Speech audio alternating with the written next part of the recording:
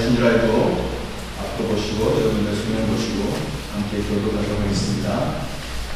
에베소에 와서 그들을 거기에 머물게 하고 자기는 회당에 들어가서 유대인들과 변론하니 어느 사람이 우리의 길을 정하되 허락하지 아니하고 작별하여 이르되 만일 하나님의 뜻이면 너희에게 돌아오리라 하고 배를 타고 에베소를 떠나 가이사랴에 상륙하여 올라가 그의 악물을 부른 후에 안디옥으로 내려가서 했습니다. 얼마 있다가 떠나 갈라디아와 브리기아 땅을 차례로 다니며 모든 제자를 불편하게 하더라. 아멘. 기도하겠습니다.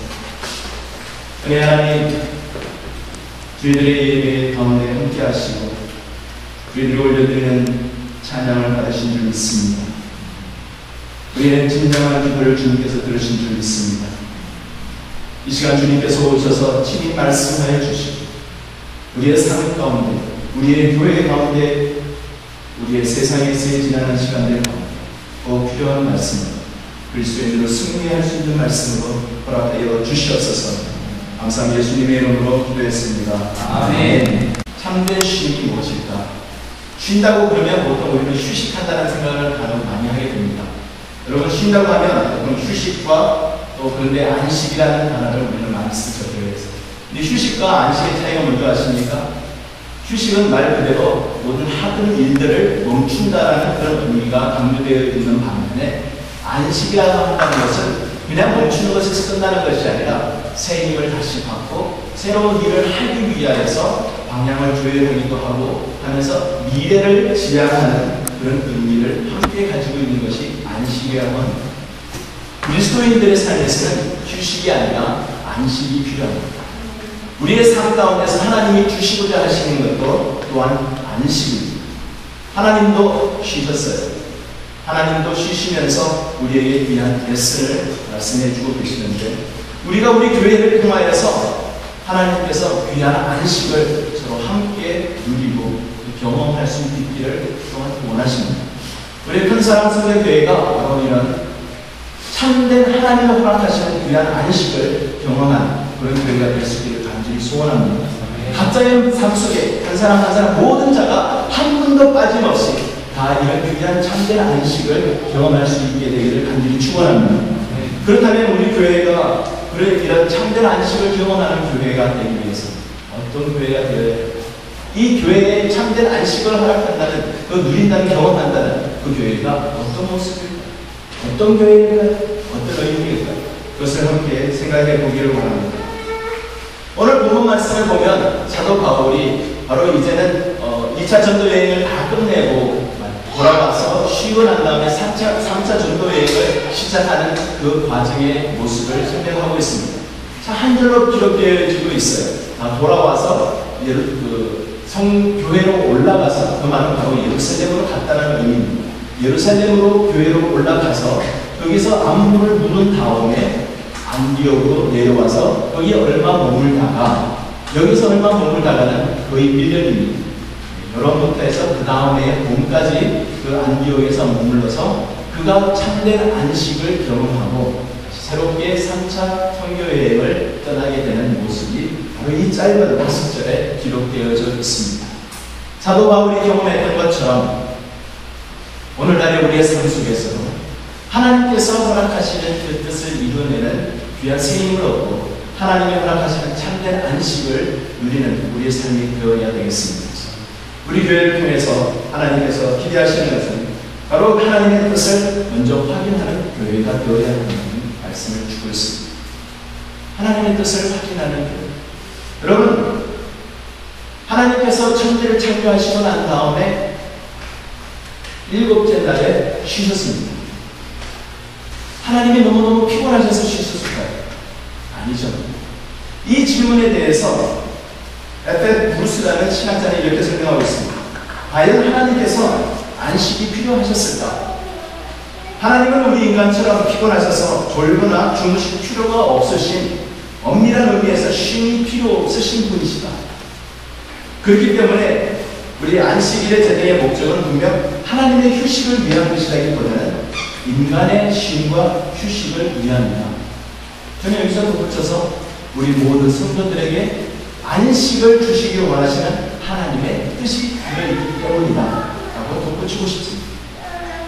하나님께서 7일째 되는 날 쉬실 필요 없으신 분이 쉬셨습니다. 왜 쉬셨을까요? 하나님께서 우리에게 참된 쉼을 또한 안식을 가지는 것이 하나님이 원하시는 바이시라는 것을 설명해 주기 위함이라고 믿습니다. 우리의 쉼은 안식은 바로 하나님의 창조의 원리에 들어있는 것입니다. 그렇기 때문에 우리는 안식하기를 원하고 안식에 대한 열망하고 갈망하고 사모하는 마음이 우리 모든 인간들에게 있는 것입니다. 성도들에게는 참된 안식을 하나님께서 주시는 믿음을 가져야 하는 것입니다. 여러분, 교회 올 때마다 우리는 참된 안식을 누려야 합니다. 왜요? 하나님이 이미 교회를 통해서 우리 모든 사람에게 안식을 가지시기를 원하시는 하나님의 귀한 뜻이기 때문입니다. 하나님의 뜻을 이루어내는 그 자체 속에서는 귀한 하나님의 은혜가 흘러넘칩니다. 이 세상에 태어나서 우리가 사는 동안에 하나님의 뜻대로 산다는 것 자체가 얼마나 기쁜 일인지 우리는 모두 다 알지 않습니까? 그 어떤 것보다도 하나님의 뜻에 따라 순종하는 삶, 그 삶이 가장 복된 삶이라는 것 우리가 압니다. 우리가 안식을 허락하시기를 원하시는 하나님의 뜻을 이루내는 그것을 따라서 안식하는 것, 그것이 바로 귀한 우리 하나님의 축복 중에 하나인 것입니다.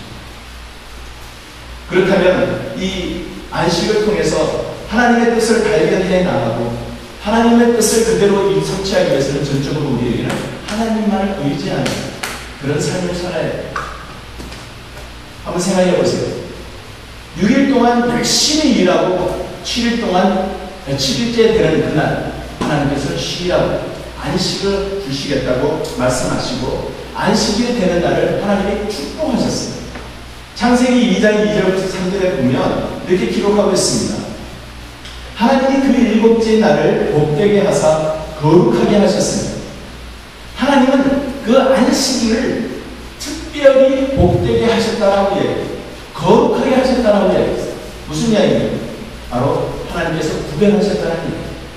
의도적으로 딴 일 다 하고 난 다음에 시간이 많기 때문에 남으면 하고 안 남으면 안 하는 것이 안식이 아니라는 것이죠. 하나님께서 데지그네이트 해놓으신 거예요. 셀사이드 해놓은 거예요. 특별한 구별해 놓으신 거예요. 하나님께서 특별히 구별해 놓으신 데는 항상 의미가 있습니다. 이 안식을 통해서 하나님은 우리와 친밀한 관계를 더욱 깊게 가지시기를 원하시기 때문입니다. 여러분, 참된 안식, 이 안식이라고 하는 우리 주일을 지금 주일을 지키고 있는데 이 안식일에 우리가 참된 하나님의 허락하시는 귀한 안식을 누리고 계세요. 이 안식일에 하나님과의 관계가 더욱더 깊어지는 삶을 살고 계십니다. 이를 위해서 우리는 고민해야 되고 이를 위해서 우리는 특별히 그 시간을 할애해야 합니다. 그냥 6일 동안 열심히 일했기 때문에 그냥 시간만 지나면서 24시간 편안하게 쉬려고 하는 것이 그게 안식이 아니라는 것입니다. 그 안식일을 하나님께서 특별히 꼭 주셨습니다. 여러분, 절대 주일날 일하려고 계획하지 마세요. 일을 안 하려고 계획하시기 바랍니다. 그날은 하나님과 함께하는 날로 특별히 구별해 놓으시기 바랍니다. 지금까지 혹시라도 그렇게 다 일을 6일날 할 수 있는 일들을 하지 않고 꼭 주일날 이걸 해야지라고 미뤄놓으셨으면 다음부터 그렇게 하시면 안 된다는 말씀입니다. 하나님께서 특별히 구별한 게 아니고 하나님께서 복 주시겠다고 하신 날, 이렇게 제정해 놓으신 날, 그 날을 통해서 하나님과 교통하고 하나님과 더욱더 가까워지는 일을 위해서 애쓰시고 고민하시는 우리 삶이 될 수 있기를 바랍니다. 그 가운데서 하나님이 주시는, 허락하여 주시는 귀한 은혜가 넘쳐날 줄 믿습니다. 하나님께 전적으로 이렇게 맡기고 의지하는 안식일을 때로 따로 구별해 놓는 날을 지키기 위해서는 하나님께 전적으로 의지할 뿐만 아니라 그렇게 하려면 우리가 올바른 무슨 순리를 가져야 돼요. 주님 전에서의 하루가 세상에서의 맨날보다 첫날보다 나았다. 세상에서 누리는 귀한 그 기쁨과 만족보다도 주님 전에서 누리는 그 만족과 기쁨이 1000배가 되어야 된다는 말 아니겠습니까? 우리의 마음속에 변함이 없는 그런 기쁨과 만족이라면 세상에서 누릴 수 있는 일시적인 기쁨과 그 만족을 추구하는 것은 참고 어리석은 일입니다. 하나님 전에 나와서 영원히 변치 않는 하나님이 허락하여 주시는 귀한 평안함과 그런 은혜와 기쁨과 감격을 누릴 수 있는 우리의 삶이 될 수 있기를 간절히 소원합니다. 그렇게 되기 위해서는 바로 올바른 우선순위가 필요합니다. 하나님께서 성경 말씀을 통해서 몇 가지 여러 군데에서 순서를 말씀해 주고 있는 부분들이 있습니다. 예수님께서 말씀하신 사사순문에서 마태복음 6장 33절에 우리가 잘 아는 말씀이 있습니다. 먼저 그의 나라와 그의 의를 구하라. 여기서 먼저 우선순위에 정확하게 하나님께서 말씀해 주시는 내용이 나옵니다. 먼저 생각해야 될 것을 먼저 생각해야 되고, 먼저 중요하게 여겨야 될 것을 먼저 중요하게 여겨야 된다는 말씀입니다. 그 내용이 뭐예요? 먼저 그의 나라와 의를 구하라. 그리하면 무엇을 너에게 도와주신다고요? 앞에 기록되어졌던 무엇을 먹을까, 무엇을 입을까, 세상적인 모든 것들을 하나님이 책임져 주신다는 말씀입니다. 먼저 구할 것을 구한다. 안식의 중요성을 느끼면서 안식이 중요하고 우리에게 하나님이 안식을 주시고자 하는 그 시간을, 하루에 놓는 그 시간이 중요한 것을 우리가 여기고 안다면 그 나머지는 세상적인 것을 하나님이 해결해 주신다는 것입니다. 여러분, 먼저 하나님의 것을 생각하십시오. 하나님이 우리에게 먼저 중요하게 여기라는 것을 먼저 중요하게 생각하실 수 있기를 바랍니다.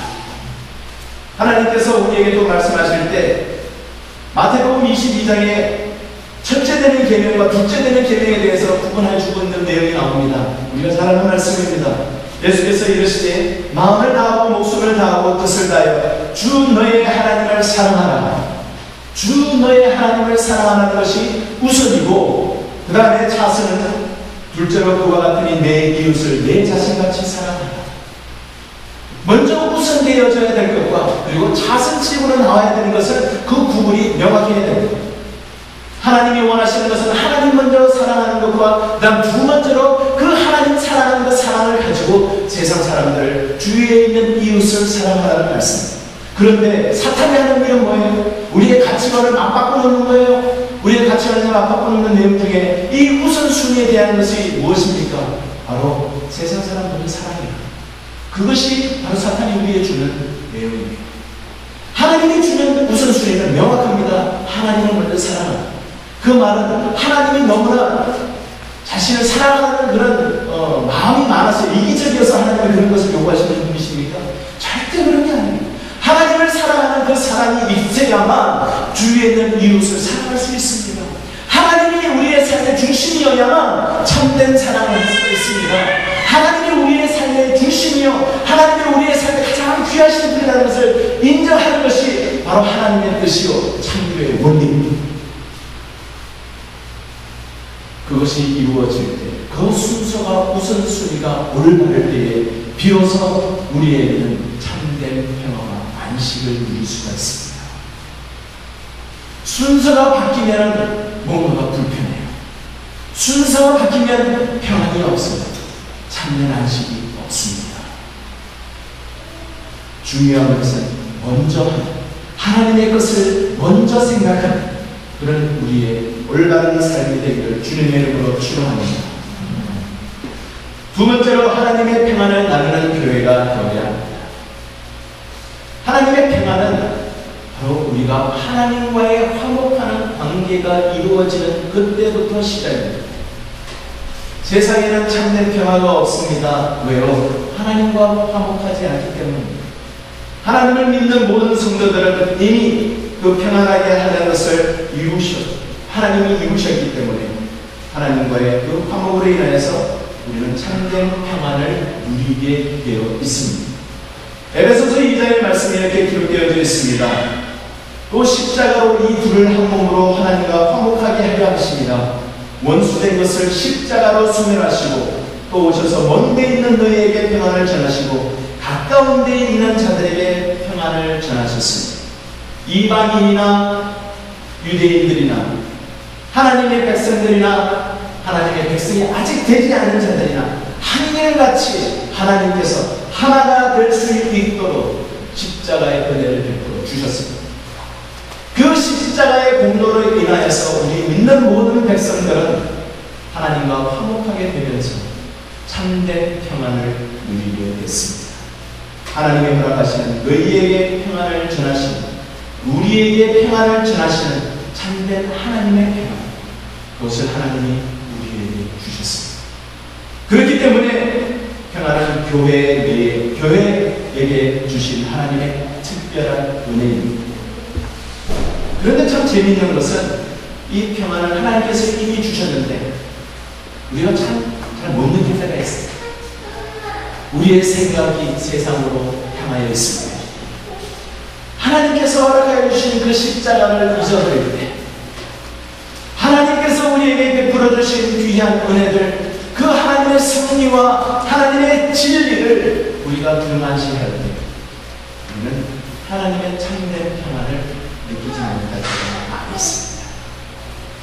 그렇다면 우리가 이 하나님의 참된 평안을 계속해서 경험할 수 있기 위해서는 어떻게 해야 될까요? 하나님께서 이 참된 평안을 허락하여 주신 것을 믿고 계속해서 우리가 함께 나누면, 하나님께서 우리 평안을 주셨을 때 우리에게 제자들에게 나타나셔서 주님께서 뭐라고 얘기하셨습니까? 평안이 있을지어다. 너희에게 평안이 있을지어다. 하나님께서 평안을 주셨습니다. 평안의 주체는 하나님이십니다. 사람들에게 평안을 찾지 마세요. 하나님의 말씀으로 하나님이 허락하여 주시는 귀한 평안을 계속 누리기 위해서 하나님의 말씀을 가까이 하는 겁니다. 하나님과의 그 화목하는 관계가 계속해서 있어야 합니다.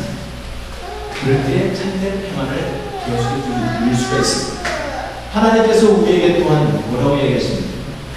평안을 나누라고 얘기하십니다. 사도 바울도 예루살렘 교회에 올라가서 안부를 물었다 할 때 그 안부를 묻는 것은 greeting입니다.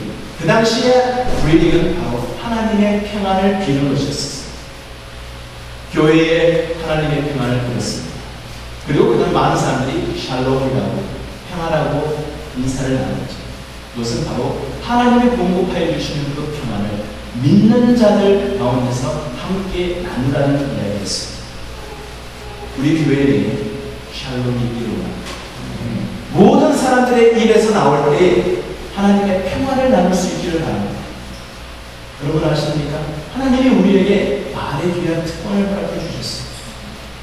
우리가 함께 샬롬할 때 하나님의 평안이 그에게 임할 줄 믿습니다. 옆에 있는 분들은 샬롬 할까요? 샬롬, 샬롬. 또 모색해요? 우리가 이제 조금 어른이니까 어른답게 해보세요. 당신에게 하나님의 평화가 임하기를 원합니다. 그러면 인사하시기 바랍니다. 하나님의 평화가 임하기를 원합니다.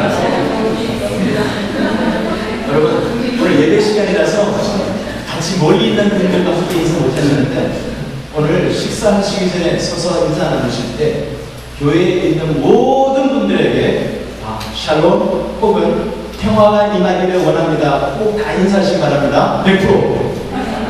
이렇게 한 사람도 빠짐없이 교회 안에 하나님이 주시기 위한 특권이에요. 우리가 비는 평화가 그에게 임할 줄 믿는 마음으로 평화가 임하기를 원합니다. 꼭 인사하시기 바랍니다. 100%다. 아멘. 아멘. 그래서 우리 교회에 하나님이 주시는 이 귀한 평안함, 우리의 모든 사람을 통해서 함께 뻗어나갈 수 있는 우리 자녀들에게도 여러분 꼭 기도하시면서 하나님의 평화가 임하도록 기도해 주시기를 부탁드립니다. 평화는 바로 하나님과 나누는 것입니다.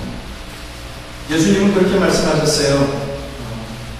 이 평안을 너희가 빌 때 그들이 이 평안을 받을 자격이 안 되면, 합당하지 않으면 다시 그 평화가 돌아온다라고 이야기를 하고 있습니다. 여러분, 모든 사람에게 평안을 빌 수 있기를 바랍니다. 그런데 평안은 하나님 우리에게 주시는 것인데 우리가 평안을 주는 건 아니에요. 하나님이 평안을 우리에게 주시는데, 그렇다면 우리가 해야 될 것은 무엇일까요? 성경에 보면 하나님의 평안에 대해서 이야기할 때마다 거기에 따라붙는 단어가 있습니다. 감사해요. 우리의 책임은 감사라는 것입니다. 골로새서 3장 15절에 그리스도의 평강이 너의 마음을 주장하게 하라. 너희는 평강을 위하여 한 몸으로 부르심을 받았나니 너희는 또한 감사하는 자가 되라. 감사가 우리의 책임입니다. 빌립보서 4장 6절 7절 우리가 너무나 잘 아는 말씀이죠. 아무것도 염려하지 말고 다만 모든 일에 기도와 간구로 너희 구할 것을 감사함으로 하나님께 아뢰라. 그리하면 모든 지각에 뛰어난 하나님의 평강이 그리스도 예수 안에서 너희 마음과 생각을 지키시리라. 평강은 하나님이 허락하시는 것이에요. 우리의 책임은 뭐라고요? 감사합니다. 항상 감사하는 우리의 삶이 되기를 소원합니다. 감사가 넘쳐 흐를 때 하나님이 허락하여 주시는 귀한 평강, 평안함이 우리의 삶 가운데 차고 넘쳐나기를 소원합니다. 하나님께서 우리를 통해서 참된 안식을 경험하기 위해서 우리 교회를 하여금 영적 새 힘을 얻는 교회가 되기를 원하십니다. 사도 바울이 쉬고 난 다음에 약 1년 가까이를 안디옥 교회에서 지났습니다. 안디옥 교회에서 지나고 난 다음에 그가 보여준 행동은 무엇이었습니까? 그가 보여준 행동은 다시 하나님의 도움을 들고 나아가는 일이었습니다. 새 힘을 얻었다는 것입니다. 하나님의 복음을 위해 다시 한번 힘을 얻고 일어서서 나갔다는 그런 이야기입니다.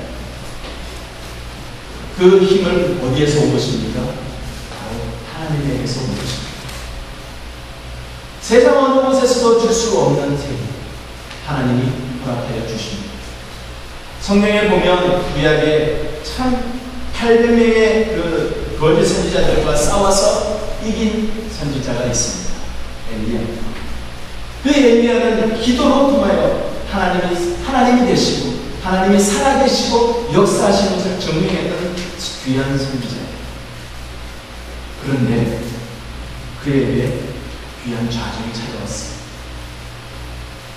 거짓 선지자들과의 싸움에서 승리했는데도 불구하고 그 이세벨이라는 한갑한 여자의 그 엄포에 마음이 녹아내려버렸어요. 죽이겠다는 그 말에 엘리야는 도망가게 되죠. 사람은 참 연약해요. 나약해요. 말 한마디로 인하여서 기뻤다가 슬펐다가 천국과 지옥을 경험하는 겁니다.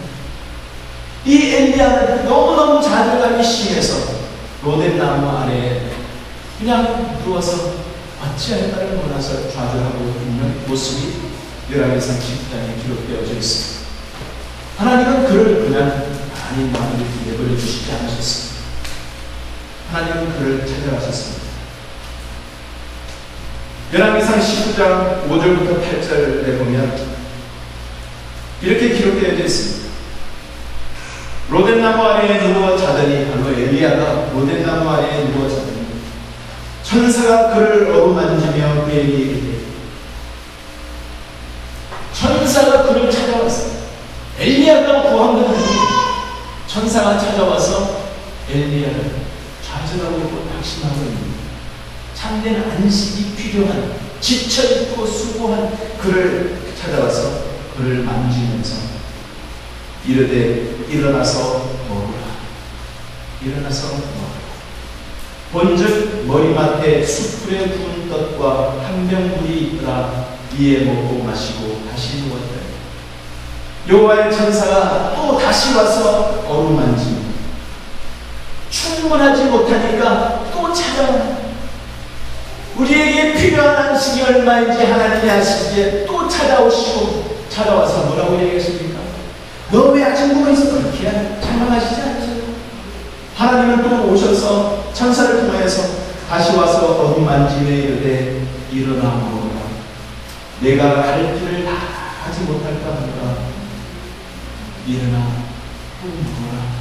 새 힘을 주시기 위해서 하나님께서 공급하여 주시는 힘이 있다는 것입니다. 요한복음 21장에 보면 예수님께서 십자가에 죽으시고 난 다음에 제자들이 낙심하였습니다. 안식이 필요했던 제자들이었어요. 회복이 필요했던 제자들이었어요. 낭망하고 있었을 때에 부활하신 주님이 다시 나타나셨죠. 그 중에 가장 어떤 면에서는 제자들 중에 제일 큰 좌절을 했었을 베드로를 찾아와주셨던 예수님의 모습이 요한복음 21장에 남아있습니다. 육지에 올라보니 숯불이 있는데 그 위에 생선이 놓였고 떡도 있더라. 예수께서 이르시되 지금 잡은 생선을 좀 가져오라 하시니 시몬 베드로가 올라가서 그물을 육지에 끌어올리니 가득히 찬 큰 물고기가 113마리라 이같이 많으나 그물이 찢어지게 아니하였더라. 예수께서 이르시되 와서 조반을 먹어라. 주님께서 준비해 놓으신 조반, 주님께서 준비해 놓으신 새 힘을 주시기 위한 소스였습니다. 하나님이 공급하여 주시는 새 힘이 있습니다. 하나님께서 우리에게 새 힘을 주시기를 원하시는 분이시고 우리가 다시 회복하여서 일어서기를 원하시는 분이신 것을 보여주시고 새 힘을 허락해 주십니다. 조반을 먹어라. 조반을 먹어라. 주님께서 하셨습니다. 성도 여러분, 힘들고 지치고 좌절될 때 여러분 어떻게 됩니까? 우리를 위하여서 준비해 놓으신 조반이 하나님께서 예비해 놓으셨습니다. 하나님께서 공급하여 주시는 그 새 힘이 있어요. 우리에게 주기를 하나님이 원하세요.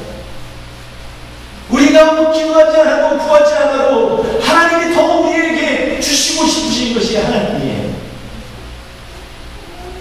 우리로 하여금 그냥 앉아있게 해주는 주시는 분이 아니에요. 일어나게 해주고 싶으신 분이 하나님이에요. 우리에게 좌절되고 있어서 앞에 소원이 없어 보일 때 하나님이 더 간절한 마음으로 희망을 주시고 다시 일어나게 해주시고 더 힘을 좀 주시기를 원하시는 분이 바로 우리의 신실하신 하나님이십니다.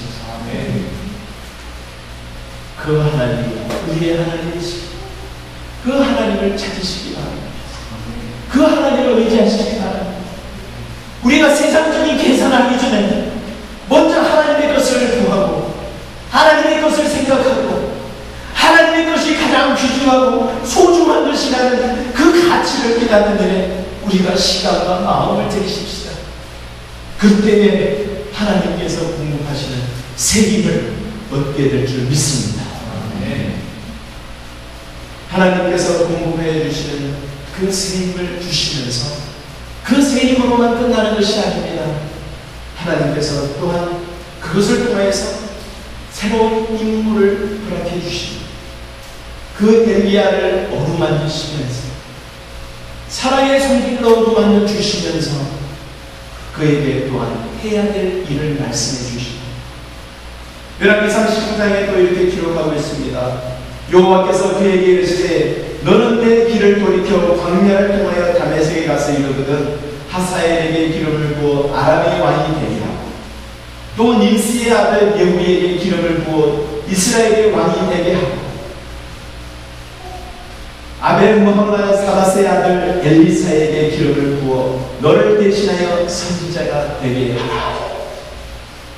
대를 이어가는 임명하는 귀중한 책임을 엘리야에게 허락해 주셨습니다.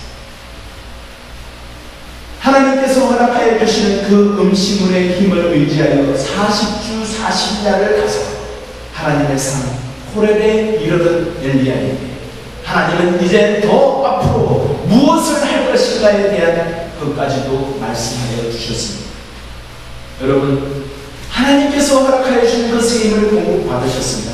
그 일을 위해서 우리는 하나님을 위해서 어떻게 살릴까? 하나님의 교회를 위해서 어떻게 해야 할까? 하나님의 영광을 위해서 어떻게 해야 할까? 그것을 고민해야 합니다. 하나님께서 새 힘을 허락하여 주셨으면 그것으로 만족하고 내가 그렇구나라고 누리고만 사는 것이 하나님이 원하시는 것이 아니에요. 새로운 일을 허락해 주시고 그 임무를 감당하고 찾아서 이루어야 하는 것입니다. 요한복음 21장에 베드로에게 나타나셨던 예수님이 뭐라고 얘기하셨습니까? 내가 나를 사랑하느냐? 그렇게 부르셨죠. 그들이 조각 먹은 후에 예수께서 시몬 베드로에게 이르시되 요한의 아들 시몬아 내가 이 사람들보다 나를 더 사랑하느냐? 이르되 주님 그러하오이다. 내가 주님을 사랑하는 줄 주님께서 아시나이다. 이르시되 내 양을 먹자. 하나님께서 반드시 해야 할 일을 허락해 주십니다. 그 임무를 허락해 주십니다. 새로운 임무를 주십니다. 그것을 한 번만 이야기하시는 것이 아니라 절대 놓치지 못하게 베드로를 완전히 부인하지 못하게 전과가 있습니다. 부인하지 못하게 내 양을 치라, 내 양을 먹이라 3번까지 반복하면서 주님께서 앞으로 해야 될 일을 명확하게 말씀해 주셨어요. 여러분, 이 명확하게 말씀해 주시는 이 내용을 놓치지 마시기 바랍니다. 안식은 바로 내가 지금 현재 있는 곳에서 하나님이 허락하시는 새 힘을 공급받을 뿐만 아니라 새 힘을 통해서 하나님이 이루시는 일을 찾아 나서는 것까지를 의미합니다. 아멘. 새 힘을 받아서 교회를 위해서 굳게 하는 우리의 삶이 되기를 소원합니다. 사도 바울은 3차 전도여행을 출발하면서 나가서 모든 제자들 굳건하게 합니다. 굳건하게 합니다. 이 굳건하게 한다는 것은 경기장에서 싸움하는 사람들에 대한 이야기예요. 여러분, 신앙생활은 그냥 편안한 삶이 아닙니다. 세상 가운데서 우리를 삼키려고 하는 사자가 어른되고 있는 것이 세상이에요. 그 가운데 하나님이 우리를 어린 양 같지만 풀어놓으셨어요. 그러나 내가 너와 함께 하겠다고 말씀하셨죠. 우리의 신앙생활은 편안한 삶이 아닙니다.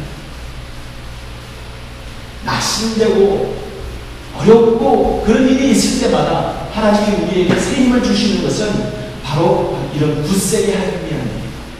싸움터에서 옆에서 외치는 응원하는 사람들, 영차 잘해, 너희 할 수 있어, 일어나! 라고 하시는 그 말씀이 바로 여기서 굳세게 한다는 그런 이야기입니다.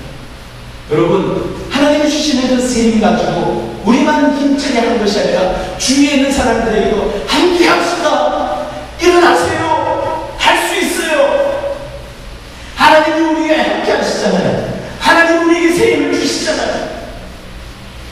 이것이 바로 하나님이 우리에게 기대하십니다.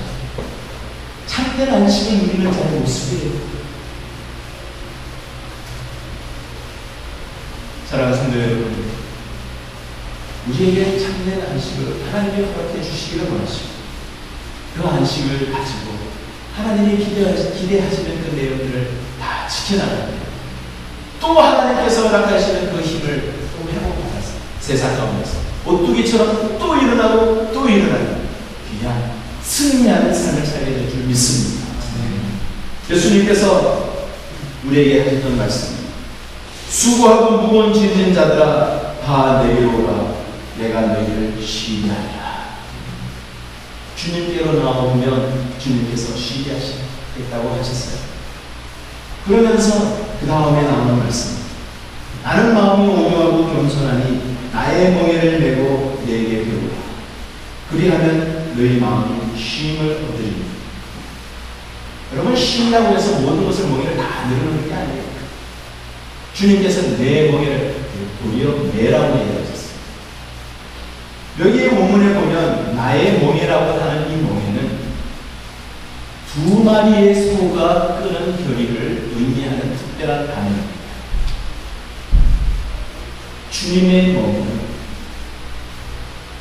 나 혼자 내는 게 아니라는 겁니다. 내가 너와 함께 내어주마. 내 멍에를 메라. 그 말은 나의 위로하는 그런 하나님. 사람이 우리가 그 멍에를 멜 때 주님은 우리와 함께 기준을 맞춰 주셔야만 함께 멍에를 멜 수 있어요. 우리가 주님의 경지에 알지 이르지 못하니 주님이 우리에게 맞춰 주실 수밖에 없어요. 그 멍에를 맞춰 주시기 위해서는 주님은 낮아질 수밖에 없습니다. 그래서 본문의 말씀을 드리는 거죠. 겸손하고 온유하고. 주님이 보여주신 그 겸손은 멍에를 내어주시는 그 자체 속에서 우리가 배워야 합니다. 멍에를 같이 메면서 주님이 끌고 가는 대로 우리는 가야 하는 거예요. 순종하고 가기만 하는 거예요. 그러면서 멍에를 같이 메기에 주님이 계속해서 이야기해 주시는 거예요. 힘듦이 내가 같이 있잖아. 너와 같이 하며 내가 메고 있으니 너는 따라오기만 해라. 그것이 바로 이 몽리예요. 그렇기에 주님은 이야기합니다. 내 멍에는 쉽고 내 짐은 가벼웁니다. 주님께서 함께하여 주실 때 허락하여 주신 귀한 은혜가 있어요. 이 안식을 허락해 주시면서 우리에게 요구하시는 것이 있습니다. 하나님의 뜻을 확인해라. 하나님의 평안을 서로 나누어라. 그리고 새 힘을 얻어라. 라는 말씀을 하시면서 내가 너와 함께 하신다 라는 것을 깨우치지 않으셨습니다. 우리와 함께 하시는 주님을 바라보며 항상 허락하여 주시고 공급하여 주시는 이 평안한 안식을 누린 우리의 삶이 되기를 주님의 이름으로 축원합니다. 같이 함께 기도하겠습니다.